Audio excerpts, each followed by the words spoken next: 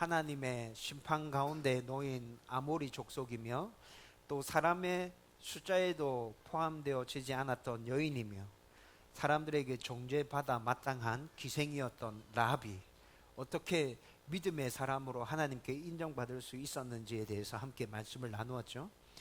하나님은 방금 제가 열거한 라합의 외적인 조건들을 보지 않으시고 그의 내면에 하나님에 대한 믿음이 어떠한지를 보고 계셨습니다.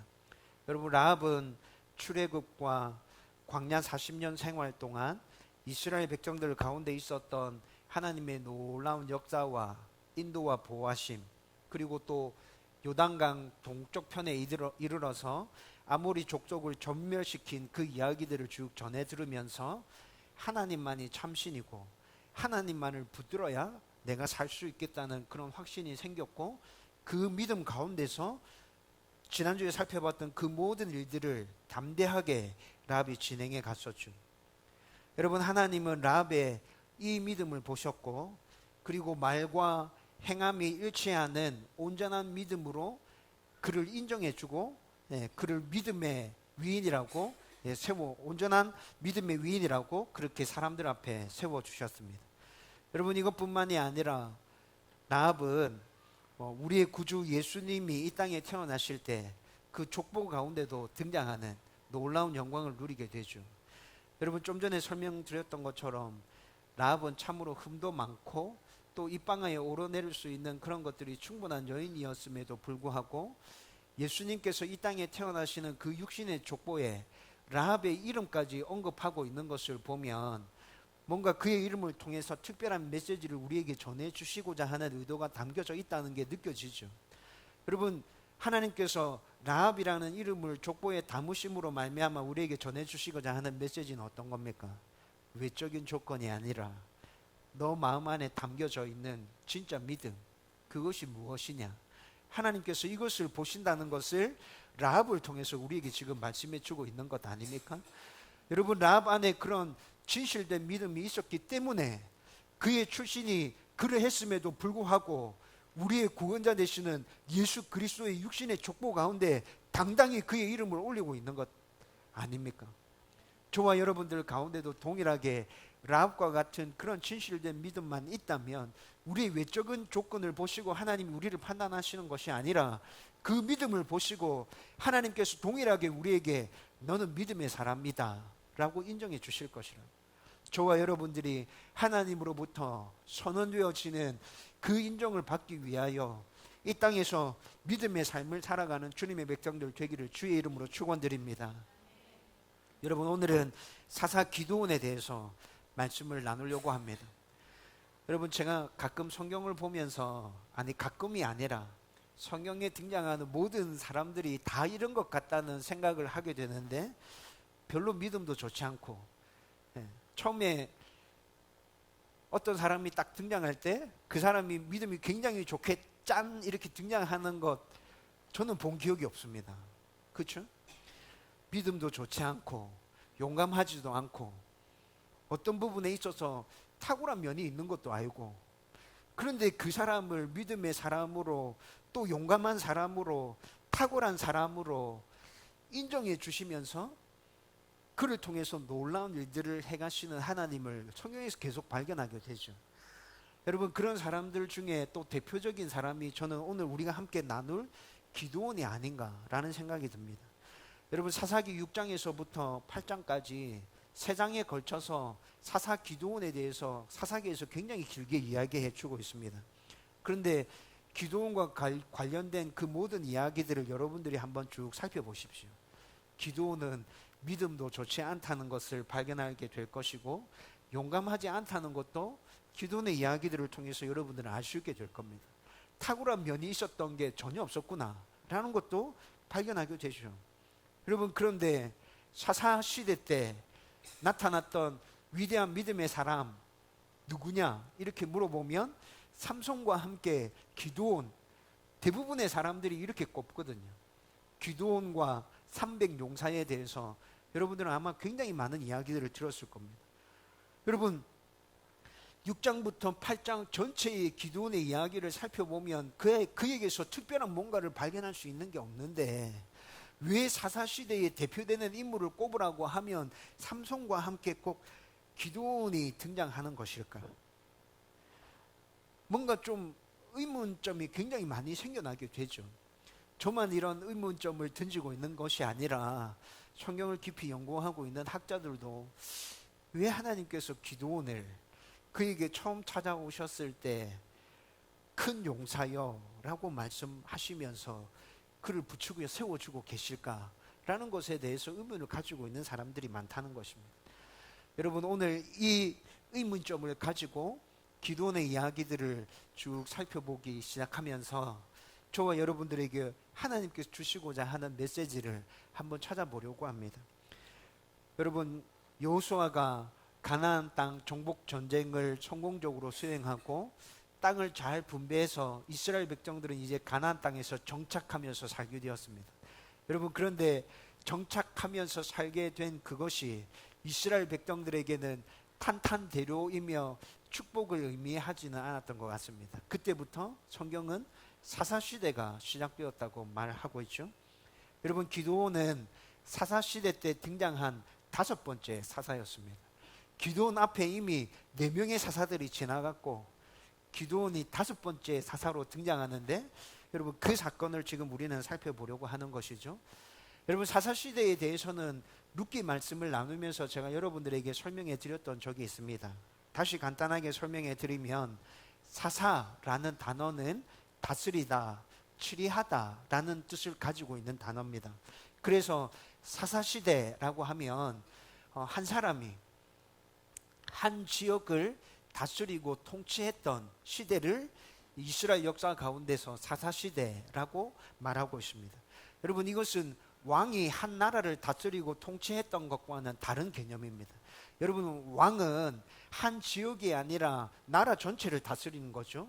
그리고 왕권은 대대로 물려지게 됩니다.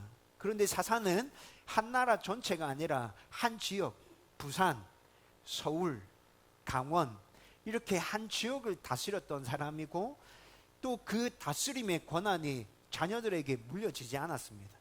그 사사가 하나님의 부르심을 받고 나면 그것으로 끝났어요. 그리고 모든 지역마다 사사들이 다 있었던 것이 아닙니다. 한 지역에서 어려움을 겪어서 사람들이 하나님께 부르짖기 시작할 때 그 지역의 어려움들을 해결해 줄 수 있는 사사를 그곳에서만 하나님께서 세워주시는 게 사사였죠. 여러분, 이렇게 사사시대가 시작되어지는데, 좀 전에 말씀드렸던 것처럼 기드온은 그 사사시대의 5번째 사사였다는 것입니다. 여러분, 사사시대가 이렇게 시작된 이유는 뭡니까?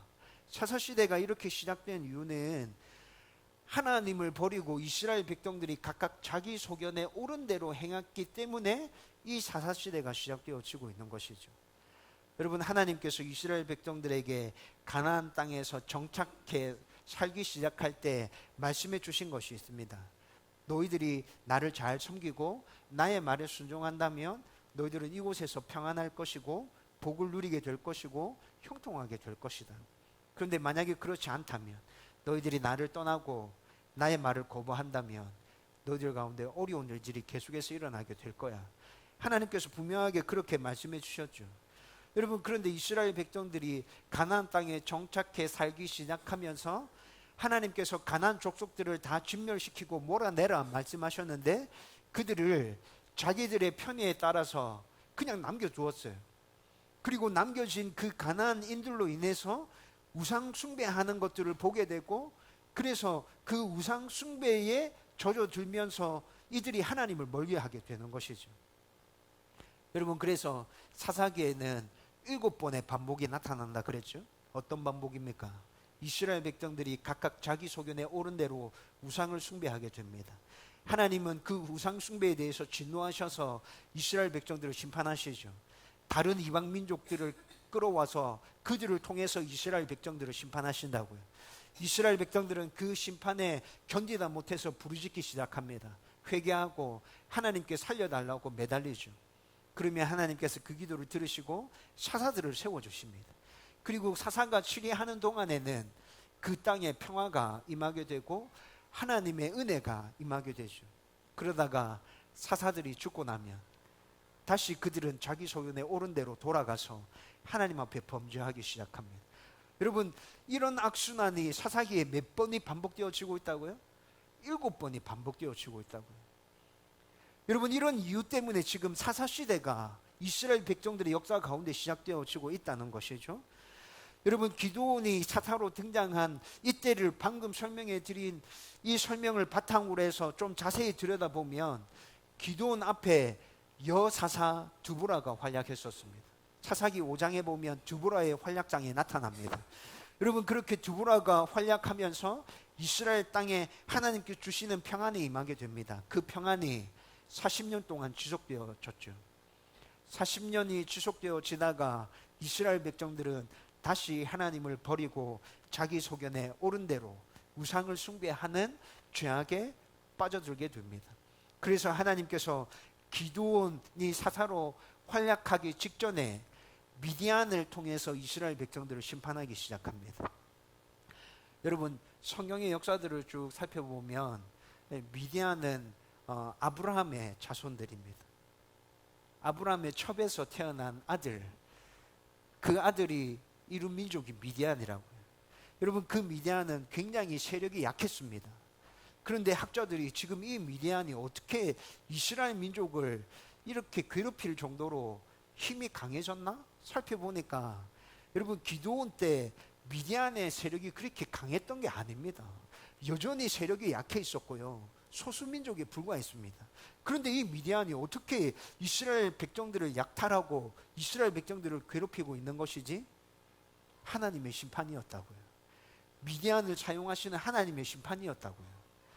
여러분, 그런데 이 미디안이 7년 동안 이스라엘 백성들을 괴롭히게 됩니다. 그들이 가지고 있었던 모든 양식들을 다 빼앗아갔고 짐승들을 다 빼앗아갔죠.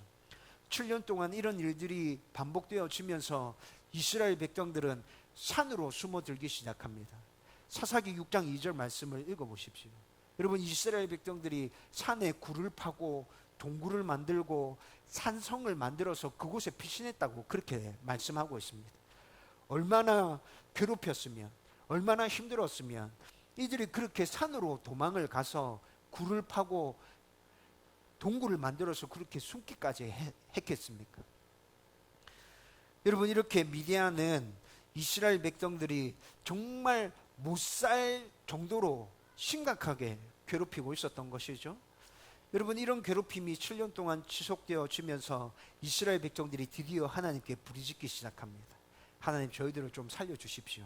저희들이 잘못했습니다. 라고 그렇게 부르짖기 시작하고, 그때 사사로 하나님께서 선택하신 인물이 기드온이라는 것이죠. 여러분, 그런데 오늘 우리가 읽었던 본문 말씀은 하나님께서 기드온을 사사로 부르시고 세워주시는 장면을 우리가 지금 오늘 본문의 말씀으로 읽었거든요. 그런데 여러분, 오늘 본문의 말씀뿐만이 아니라 8장까지 기드온의 이야기가 나타난다고 했죠. 그 전체를 쭉 다 읽어보면 도대체 하나님께서 왜 기드온을 사사로 세우시는 것일까 의문이 생기게 된다고요. 여러분, 그것뿐만이 아니라 오늘 12절 말씀에 보면 하나님의 사자가 기드온을 찾아와서 제일 첫 번째로 기드온에게 한 말이 뭔지 압니까? 큰 용사여. 여러분, 기드온이 지금 하나님의 사자를 만나고 있는 이 상황이 큰 용사여라고 부를 수 있는, 기드온이 그런 상황 가운데 놓여 있는 상황이었을까요? 전혀 그렇지 않습니다. 여러분, 그런데 하나님의 사자는 기드온을 찾아와서 큰 용사여라고 부르고 계십니다. 기드온의 이야기 전체를 살펴봐도 그는 믿음이 없었고 겁쟁이였고 소심했는데, 그런 모습을 그의 스토리 가운데서 더 많이 찾아낼 수 있는데 왜 하나님은 이런 사람을 사사로 세우셨을까? 여러분, 기드온의 그렇게 나약했던 모습 진짜 많이 찾아볼 수 있거든요. 우선 오늘 11절 여호와의 사자와 기드온이 맞닥뜨리는 모습 살펴보면, 여러분, 지금 기드온이 여호와의 사자를 만나고 있는 이 상황은 포도즙을 짜는 틀 안에서 지금 밀타작을 하고 있는 상황이라고요. 그림 한번 보여주세요. 여러분, 이스라엘 백성들이 포도즙을 굉장히 많이 짜냈었는데 포도즙을 짜는 틀이 이런 겁니다. 예, 저 웅덩이 안에 포도들이 가득 쌓이게 되고 숙성하는 방법을 통해서 숙성되면서 포도즙이 이렇게 쭉 내려앉게 되고 그 포도즙을 짜내는 것이죠. 그런데 지금 기드온이 어디서 타작하고 있다고요? 이 틀 안에서 타작하고 있다는 거예요. 여러분, 이게 지금 벽에 하나도 없잖아요. 이건 유적 발굴로 인해서 드러난 것이기 때문에 벽이 없겠죠. 여러분, 그런데 옛날 포도즙 따는 틀은 어떤 공간 안에 지금 이런 틀이 있었다는 거죠. 상황이 어떻게 됐는지 아시겠죠? 여러분, 타작 어떻게 하시는지 압니까? 제가 촌에서 자랐습니다. 아주 어릴 때 기계가 없을 때 어른들이 타작하는 거 자주 봤죠. 여러분, 타작할 때는 굉장히 넓은 공간에 볏짚들을 다 깔아놓잖아요. 나락들을 다 깔아놓죠. 다 깔아놓고 난 다음에 그 다음에 긴 짝대기 같은 걸로 두드려서 털어내게 되죠. 나락에서 알곡들을 털어내게 되잖아요. 그렇게 털어내고 난 다음에 여러 가지 불순물을 걸러내기 위해서 바람에 그것들을 날리잖아요. 날려서 죽정이 날아가고 또 여러 가지 불순물들 다 날아가고 밑에 떨어지는 알곡들, 그걸 걷어들이는 것을 우리는 보통 타작한다 이렇게 얘기하지 않습니까? 여러분, 이스라엘에서 밀 타작하는 방법도 똑같은 방법으로 진행되어졌거든요. 그러면 지금 포도즙 짜는 틀 안에서 타작하고 있는 기드온의 모습은 정상적인 것입니까? 굉장히 비정상적인 것이죠. 왜 이렇게 하고 있을까요? 여러분, 기드온은 지금 미디안이 또 들이닥쳐가지고 자기들의 밀을 빼앗아 갈까봐 두려워서 무서워서 지금 숨어서 지금 타작하고 있는 것 아닙니까? 여러분, 미디안이 7년 동안 이스라엘 백성들의 모든 양식과 짐승떼들을 다 빼앗아 갔다면 기드온이 이렇게 하는 것은 충분히 이해가 되는 상황이잖아요. 이게 무슨 겁 없고 비겁한 상황입니까? 이렇게 이의를 제기할 수 있습니다. 그런데 여러분, 제가 계속 말씀드리고 있는데 6장부터 8장까지 기드온과 관련된 이야기 전체를 여러분 좀 꼼꼼하게 읽어보십시오. 여러분, 기드온은 이때 이 당시에 굉장히 잘 사는 사람이었습니다. 여러분, 6장 7장에 가보면 기드온이 자기 아버지가 만들어 놓은 바알과 아세라 상을 찍어 없애는 사건이 나타나거든요. 그런데 그 사건을 진행할 때 한꺼번에 종 10명을 동원합니다. 여러분, 그 종들이 어디서 왔어요? 여러분, 그때 그 당시에 이스라엘 백성들이 우상숭배에 빠져 있었다 했지 않습니까? 바알과 아세라상을 찍어 쪼개는 일에 있어서 사람들이 선뜻 나섰을까요? 아무도 안 나섰을 거예요. 그런데 10명의 종을 구했다고요. 그 종들이 다 어디서 왔다고요? 기드온의 집안에서 일하고 있었던 종들이었다고요. 여러분, 기드온이 이렇게 굉장히 이때 이 당시에 잘 살았던 사람이에요.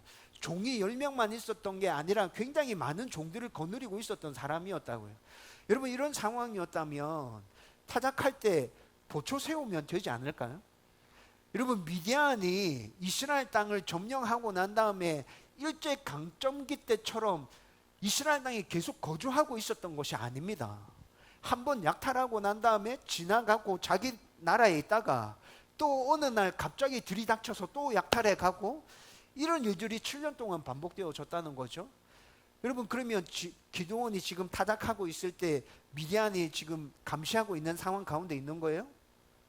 그렇지 않다고요. 여러분, 자기 집에 종들도 많아요. 그러면 3kg, 4kg 밖에 보초 세우고 2kg 밖에 보초 세우고 1kg 밖에 보초 세우고 500m 밖에 보초 세우고 이렇게 해서 미디안이 들이닥칠 때 미리 그 상황을 대비해 놓고 넓은 지역에서 타작하면 되는 거 아닙니까? 저는 그렇게 했을 것 같습니다.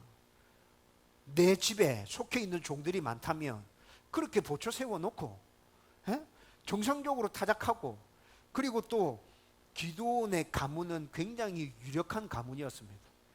여러분, 바알과 아세라 상을 세워놓고 섬기고 있는 신당을 관리했던 사람이 기드온의 아버지였습니다.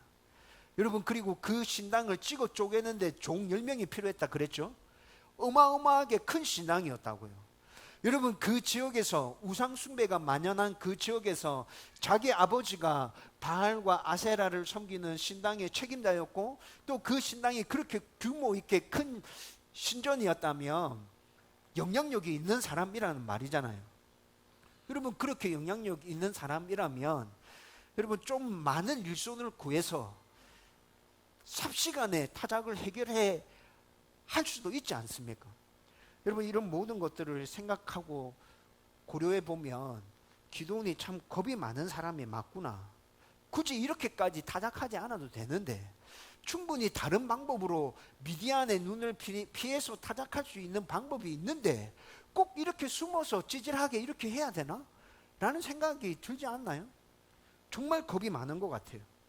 여러분, 6장 27절 말씀에 보면 여러분, 기드온이 바알과 아세라 상을 찍으러 가는 사건이 나타난다 그랬죠. 그 사건에서 하나님께서 분명히 기드온과 말씀하셨고 자기에게 말씀하시는 분이 하나님이시라는 것을 충분히 보여줬습니다. 그리고 하나님께서 네 아버지가 관리하고 있는 바알과 아세라 상을 찍어 쪼개라 라고 명령하셨거든요. 여러분, 이미 하나님과 대화하면서 나에게 명령하시는 분이 하나님이시고, 그 하나님께서 보여주셨던 기적을 눈으로 보았고, 그리고 하나님께서 분명히 어떻게 하라고 말씀해 주신 게 분명하다면 여러분, 담대함으로 가서 하면 되잖아. 하나님께서 분명하게 바알과 아세라 상을 찍어 쪼개라고 말씀하실 때 내가 너와 함께 하겠다 말씀해 주시거든요. 그런데 6장 27절에 가보면 기드온이 이 일을 행함에 있어서 두려워서 낮에 하지 못하고 밤에 했다고 말씀하고 있습니다. 종 10명을 이끌고 가서 밤에 바알과 아세라 상을 찍어 쪼개고 그것들을 제사를 드리는 방법으로 제물을 불태워서 하나님 앞에 다 그렇게 태워 올려 드리게 되는 것이죠. 여러분, 이런 모습들을 보면 기드온은 진짜 겁 많은 사람이잖아요. 어떻게 이런 사람이 사사가 될 수 있지? 여러분, 그리고 또 다음에 등장하는 기드온의 모습은 믿음 없음의 모습을 보여주고 있습니다. 여러분, 오늘 우리가 읽었던 말씀 가운데 12절에 하나님께서 큰 용사여 라고 말씀하시면서 기드온을 찾아오시죠. 그리고 내가 너를 차사로 세울 것이다 말씀하시는데, 여러분, 기드온이 13절에 어떻게 얘기하고 있습니까? 13절에 하나님께서 정말 계시다면 우리 가운데 일어나고 있는 이런 일들은 일어날 수 없어요. 하나님 안 계신 거예요. 하나님이 계신다 하더라도 하나님은 지금 이스라엘 백성들을 버리신 겁니다. 여러분, 기드온이 지금 이렇게 얘기하고 있다고. 이걸 히브리어 원어로 13절 말씀을 읽어보면 기드온 가운데 지금 확실하게 이 마음을 깔고 여호와의 사자에게 지금 이렇게 얘기하고 있는 거예요. 하나님을 믿지 않고 있는 상황 가운데 있다는 겁니다. 그런데 기드온의 이런 주장은 자신들의 잘못된 행동에 대해서는 전혀 생각하지 않고 자기들에게 지금 나타나고 있는 결과에 대해서만 그것만 바라보고 얘기하고 있는 것이죠. 여러분, 지금 자기들은 어떻게 하고 있죠? 이스라엘 백성들은 어떻게 하고 있어요? 오늘 설교를 시작하면서부터 제가 계속 말씀드리고 있죠. 기드온은 5번째 사사였습니다. 그 앞에 사사들이 몇 명 지나갔다고요? 4명이나 지나갔습니다. 여러분, 하나님께서 처음에 가나안 땅에 정착하는 이스라엘 백성들에게 주신 약속은 뭐였다고요? 순종하면 복, 순종하지 않으면 심판. 분명하게 하나님께서 말씀해 주셨다 했지 않습니까? 그런데 이들이 지금 하나님의 말씀에 순종하고 있습니까? 순종 안 하고 있거든요. 불순종하고 있거든요. 그런데 하나님께서 그에 대한 심판으로 미디안을 동원하신 것에 대해서 불평하고 있고 불만하고 있고 이의를 제기하면서 나는 하나님을 믿지 못하겠습니다 라고 말하고 있다는 겁니다. 여러분, 실제로 말씀을 쭉 읽으면서 기드온 가운데 나타나는 하나님을 믿지 않는 불신앙적인 모습, 하나님의 말씀에 순종하지 않는 모습, 여러분, 나타나는 거 진짜 찾을 수 있습니다. 좀 전에 설명해 드렸던 것처럼 기드온의 아버지는 그때 그 당시에 우상을 숭배하는 데 있어서 제일 앞에 서 있었던 사람입니다. 바알과 아세라를 섬겼던 최고의 책임자, 신당을 직접 관리하고 있었고 그 신당은 엄청나게 큰 것이었고, 여러분, 그 집안에 속해 있는 자가 기드온이라고요. 여러분, 8장 끝에 가보면 기드온에게 수많은 아내와 첩들이 있었다고 말합니다. 기드온의 아들만 70명이었다고 성경 우리에게 말씀해 주고 있습니다. 여러분, 기드온의 아내들이 굉장히 많았고 첩들이 많았고 아들이 70명이었다고 하면, 여러분 지금 기드온이 하나님의 백성다운 모습으로 살아갔던 것이 맞습니까? 여러분, 자기에게 벌써 이런 죄들이 나타나고 있었다고요. 하나님을 떠나 있는 이런 모습들이 자기에게 나타나고 있었음에도 불구하고 자기에게 나타나는 그 모습은 살펴보지 않고 나타난 결과에 대해서만 하나님께 항의하고 있는 것이죠. 그러면서 나는 하나님을 믿지 못하겠다 말하는 것입니다. 소심한 기드온의 모습도 발견하게 됩니다. 하나님을 거부하고 믿지 않았지만, 하나님을 강하게 거부하고 싶었지만, 여러분 여호와의 사자가 나타나서 기드온과 이렇게 대화하던 중에 하나님께서 지금 나를 찾아오셨구나 라는 것들을 기드온이 느꼈죠. 확실히 알았습니다. 정말 하나님은 계시고 지금 하나님이 나를 찾아오신 것이 계속 맞구나라는 것들을 확인하고 있는 중에 있어요. 그리고 하나님께서 사사로의 임무를 감당해라고 말씀하시죠. 그때 기드온이 뭐라 얘기합니까? 하나님 정말 나에게 사사의 직분을 맡기시는 것이라면 이거 한번 보여줘 보세요. 이렇게 얘기하잖아요. 여러분, 그래서 염소를 잡습니다. 염소를 잡아와서 바위 위에 올려놓았더니 여호와의 사자가 막대기로 그 염소를 가르치고 불이 붙어서 그것들을 하나님께서 다 태워서 흠양하는 그런 일들이 일어납니다. 여러분, 우리가 살아가는 일반적인 생활 가운데서는 일어날 수 없는 기적이 지금 일어난 것 아닙니까? 하나님이 분명하다는 것을 기드온이 확인했죠. 그렇죠? 여러분, 이렇게 확인하고 난 다음에 6장 36절과 40절 말씀 가보면 아말렉과 미디안이 연합군을 형성해서 이스라엘 땅을 완전히 점령해 버리겠다고 지금 전쟁을 일으키기 위해서 13만 5천 명의 군사들을 데리고 그렇게 이스라엘 땅으로 진군해 왔습니다. 여러분, 이 상황 가운데서 하나님께서 기드온에게 군대를 모으고 전쟁해라. 내가 너와 함께 할 것이다. 너에게 승리를 줄 것이다. 하나님께서 말씀하시죠. 그런데 여러분, 이 하나님의 말씀 앞에 기드온이 군대를 모으기까지는 했습니다. 그리고 난 다음에 나타나는 사건이 뭔지 아세요? 양털 테스트. 양털 테스트 여러분 들어봤죠? 양털 한 뭉치를 마당에 갖다 놓고 하나님 오늘 밤에 이 양털에만 이슬이 흥건하게 고이게 해주세요. 다른 땅들은 바짝 말라 있고 그러면 하나님께서 나에게 승리를 주실 것이라 확신하겠습니다. 다음날 일어나 보니까 진짜 양털에게만 물이 흥건하게 고여져 있었다고요. 다른 곳은 다 말라져 있었죠. 기드온이 다시 한 번 더 제안합니다. 하나님, 이번에는 양털만 바짝 말라 있고 다른 곳에 이슬이 촉촉하게 내려 있게 해주세요. 여러분, 이렇게 제안하면서 양털로 하나님을 테스트하고 있죠. 여러분, 7장 9절부터 말씀 쭉 읽어보면 여러분, 이렇게 양털 테스트까지 다 마쳤음에도 불구하고 여전히 기드온은 두려워 떨고 있습니다. 그래서 하나님께서 친히 기드온을 이끌고 어디로 갑니까? 적군 한 가운데로 들어갑니다. 그리고 적군이 꾼 꿈 이야기를 통해서 하나님께서 기드온과 함께 하고 있다는 것을 분명하게 알려주십니다. 여러분, 이렇게 기드온의 사건들을 전체를 쭉 다 읽어보면 하나님께서 분명히 기드온과 함께 하고 계시고 또 기적들을 통해서 이분이 진짜 하나님이시다는 것을 기드온에게 계속 확인시켜 주심에도 불구하고 기드온은 어떤 일이 하나하나 생길 때마다 계속해서 하나님께 다른 제안을 하고 있다고요. 하나님, 다시 한 번 더 보여주세요. 하나님, 다시 한 번만 더 보여주세요. 하나님, 이걸로 부족한데요. 하나님, 한 번만 더 보여주세요. 여러분, 굉장히 소심한 모습 아닌가요? 여러분, 지금까지 살펴본 이런 모습들이 기드온의 이야기 가운데서 다 등장하고 있습니다. 믿음도 없고 겁도 많고 소심하고. 그런데 왜 하나님은 이런 기드온에게 처음 찾아오셔서 했던 말이 큰 용사여 라고 말씀하고 계시고 그에게 이스라엘 백성들을 구원해내는 이 엄청난 사사의 직분을 맡기셔서 왜 그를 하나님의 도구로 사용하고 계실까?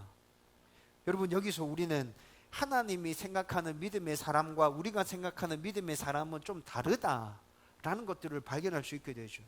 여러분, 우리가 생각하는 믿음의 사람은 어느 정도 하나님에 대한 기본적인 믿음이 있고 성령으로 충만하고 하나님께서 말씀하신 것이면 무엇이든지 다 순종하려고 하는 그런 태도를 가지고 있고, 예수님의 인품을 닮아서 온유할 때는 한없이 온유하고, 또 단호하게 하나님의 말씀에 순종해야 될 때는 진짜 다른 사람처럼 돌변해서 그렇게 꿋꿋하게 나아가는 그런 모습을 보이는 사람, 그 사람이 믿음의 사람이지. 여러분, 우리는 보통 이렇게 생각하죠. 여러분, 그런데 오늘 설교를 시작하면서 제가 말씀드렸지 않습니까? 성경에 등장하는 믿음의 사람들 중에 처음부터 이렇게 등장한 사람이 있었던가요? 처음부터 이렇게 등장한 사람은 아무도 없었습니다. 여러분, 모두 다 훈련과 연단의 과정을 거쳐서 믿음의 사람으로 변화되어져 갔죠. 여러분, 그렇게 믿음의 사람으로 변화되어져 가는 데 있어서, 믿음의 사람을 세우는 데 있어서 하나님께서는 어떤 자질들을 보고 계시는 것 같습니다. 우리 모두 다 믿음의 사람이 아닌데 우리 안에 있는 어떤 자질들을 보시고 하나님께서 미리 이 사람은 믿음의 사람이다 라고 인정해 주시는 거죠. 여러분, 하나님께서 무엇을 보시고 어떤 자질을 보시고 믿음의 사람이라고 인정해 주시는 걸까요? 여러분, 오늘 말씀 가운데서 기도원에게서 하나님 보시는 그 믿음의 자질이 드러나고 있습니다. 여러분, 먼저 기도원에게서 나타나고 있는 하나님께서 보시는 믿음의 자질 첫 번째는 겸손입니다. 15절 말씀을 같이 읽어보겠습니다. 다 같이 읽겠습니다. 시작. 그러나 기도원이 그에게 대답하되 오 주여, 내가 무엇으로 이스라엘을 구원하리이까? 보소서, 나의 집은 므낫세 중에 극히 약하고 나는 내 아버지 집에서 가장 작은 자녀이다 하니. 아멘. 여러분, 지금 하나님은 기도원에게 찾아오셔서 너가 지금 사사가 되어서 이스라엘 백성들을 구원해야 된다라고 말씀하고 계시는데, 처음에 기도원은 그 하나님의 말씀을 받아들이고 싶지 않았어요. 하나님을 믿고 싶지도 않았고 받아들이고 싶지 않았죠. 그런데 대화하는 과정 중에 나에게 찾아오신 분이 하나님이 맞고 지금 하나님이 나를 사사로 세우고 계시구나라는 것들을 알게 되었습니다. 그때 보였던 반응이 방금 읽었던 이 말씀입니다. 거부하고 있죠. 하나님, 저 못합니다. 하나님, 저 안 돼요. 저 아무것도 안 해요. 저 벌레만도 못하는 인간입니다. 능력도 없습니다. 도대체 하나님 저한테 뭘 보시고 저한테 이런 일을 시키시는 거죠? 여러분, 지금 이렇게 거부하고 있습니다. 그런데 이 말씀과 비슷한 말씀을 우리는 성경에서 굉장히 많이 보았습니다. 어떨 때 보았죠? 하나님께서 모세를 부르실 때 모세가 하나님, 저는 아닙니다. 못합니다. 보낼 만한 자를 보내소서. 모세가 했던 이야기였습니다. 이스라엘 왕, 이스라엘 초대 왕 사울을 부르실 때 사울도 이렇게 비슷한 고백을 했죠. 여러분, 나는 못합니다. 하나님, 저는 아니에요 라고 말하면서 사무엘이 기름 부으러 왔을 때 사울이 숨었잖아요. 이스라엘에서 가장 위대했던 왕 다윗도 이와 비슷한 고백을 계속하고 있습니다. 제가 무엇이관데 하나님 저를 이렇게 사랑하십니까? 저는 하나님의 사랑을 받을 만한 존재가 아닙니다. 하나님 왜 이러시나요? 여러분, 다윗이 이런 고백들을 하고 있잖아요. 선지서를 한번 읽어보십시오. 여러 명의 선지자들을 하나님께서 부르실 때 선지자들도 이런 고백들을 하고 있습니다. 저는 아닙니다. 못합니다. 바울도 이렇게 고백하고 있죠. 바울은 이 고백을 어떻게 하고 있습니까? 벌레만도 못한 인간입니다. 하나님, 저 벌레만도 못한 인간이에요. 여러분, 바울은 이렇게 고백하고 있다고요. 여러분, 하나님께서 믿음의 사람으로 세우실 때 보시는 첫 번째 자질은 바로 이런 겸손입니다. 왜냐하면 겸손해야 하나님을 늘 붙들고 하나님을 온전히 의지하며 그분만을 바라볼 수 있기 때문에 그렇습니다. 내가 뭔가를 할 수 있고 보여줄 수 있고 나에게 대단한 능력이 있다고 생각하는 사람은 자기가 가지고 있는 그런 것들을 통해서 보여주려고 노력하죠. 실제로 지금까지 제가 사역하면서 사회적으로 성공을 이룬 사람들 중에 나는 내 능력을 믿습니다. 내 경제력을 믿습니다. 라고 말하는 사람들, 여러분 제가 만났던 적이 있었거든요. 여러분 그 사람들만 그런 것이 아니라 우리도 어려운 일을 만났는데 내가 뭔가 할 수 있는 일이 있다라는 생각이 들면 여러분 하나님 먼저 의지합니까? 아니면 내가 할 수 있다 생각하는 그 일부터 먼저 하나요? 내가 할 수 있다 생각하는 그 일부터 먼저 하지 않습니까? 그런데 모든 부분에서 한결같은 겸손이 있다면 그가 바로 끝까지 하나님을 붙들 것이고, 여러분 그렇게 하나님을 붙드는 그가 믿음의 위인으로 굳게 설 수 있다는 것이죠. 기도원에서 바로 그런 모습이 나타나고 있었던 것입니다. 두 번째로 하나님께서 믿음의 사람을 세우실 때 보시는 자질은 순종이라는 것입니다.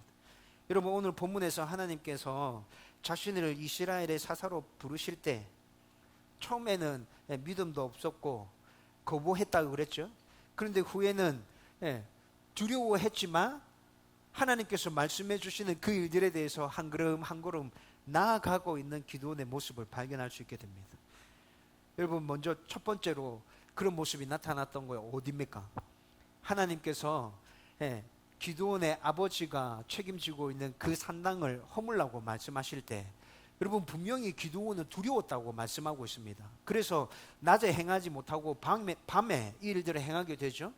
그런데 여러분 밤에 했지만 중요한 건 뭐예요? 하나님께서 말씀하신 것대로 기도원은 했어요. 여러분 미디안과 아말렉이 쳐들어왔습니다. 여러분 굉장히 무서웠습니다.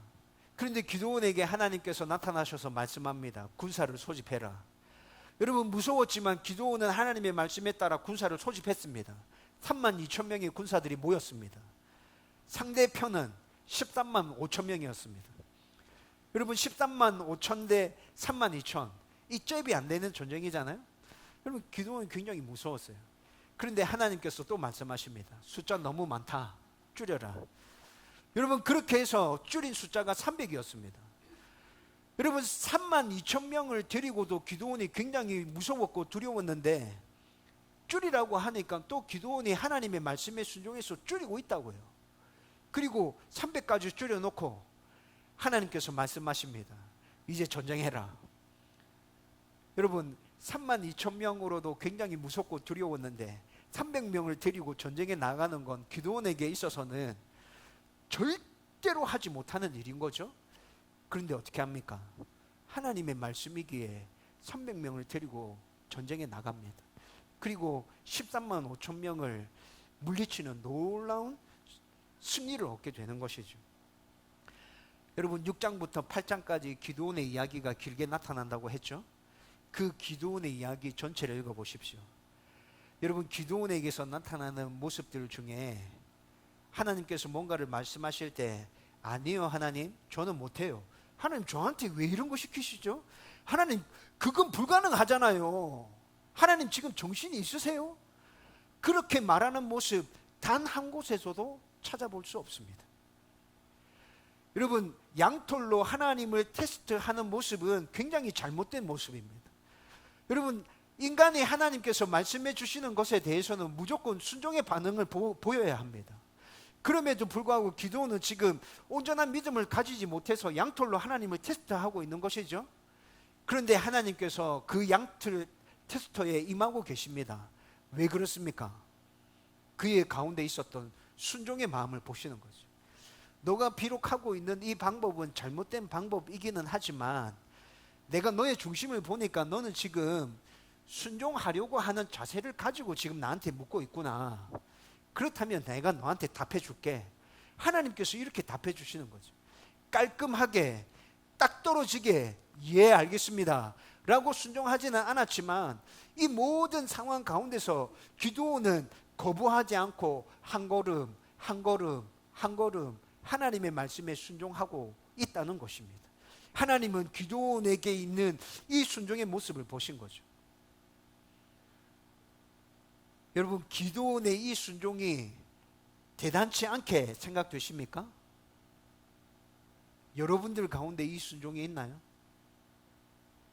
여러분 이 질문을 나에게 던져놓고 보면 기도원의 이 순종이 얼마나 대단한 것인지 우리는 동의할 수 있게 됩니다.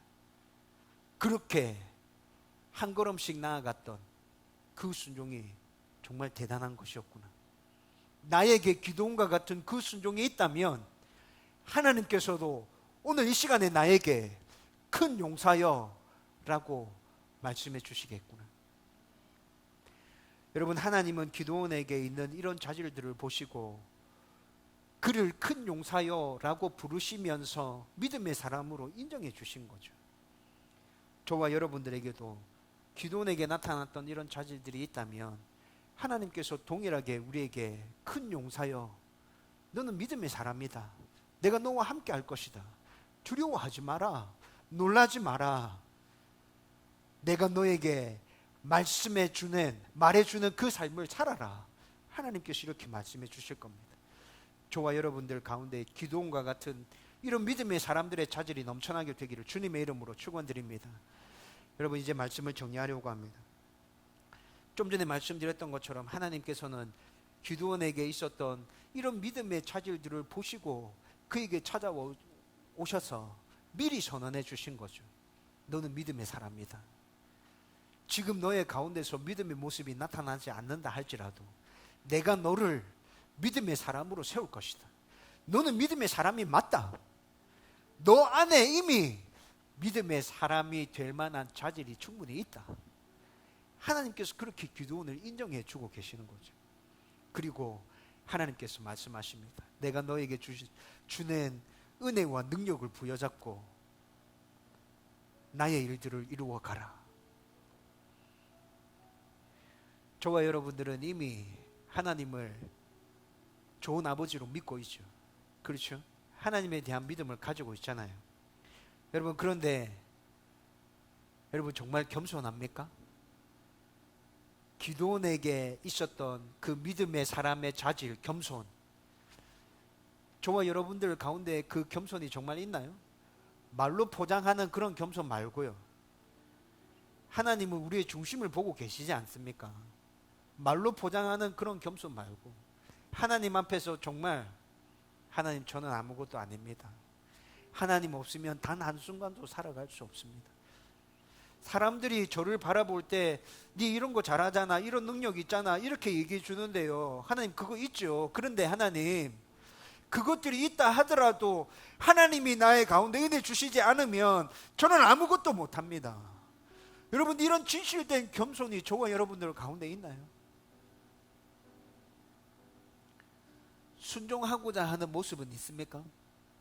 하나님의 말씀이 분명하다면 양털 테스트를 하지 않는다 하더라도 나에게 주어진 그 말씀을 부여잡고 끝까지 꿋꿋하게 기도원과 같이 그렇게 순종하며 한결같은 모습으로 나아가겠노라.